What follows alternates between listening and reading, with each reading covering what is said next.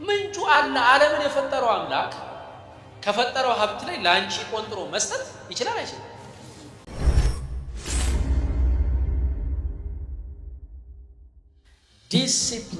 ዲሲፕሊን ማለት በየቀኑ ራስን ለተግባር ማስገደድ ማለት ነው። አክሽን ማድረግ።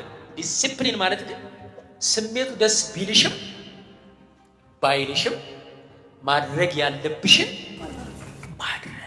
ይህን ሰው ታውቁታላችሁ? ኮቢ ብራያንት በዓለም በዲሲፕሊን የሚስተካከለው ሰው የለም።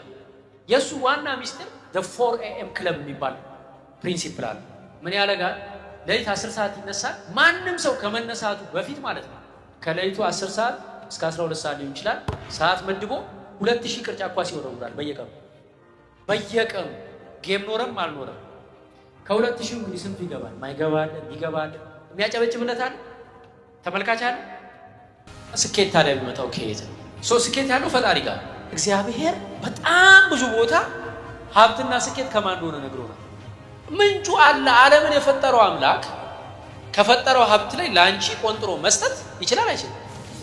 በቃ ይችላል። ስለዚህ ከኛ የሚጠበቅ አለ።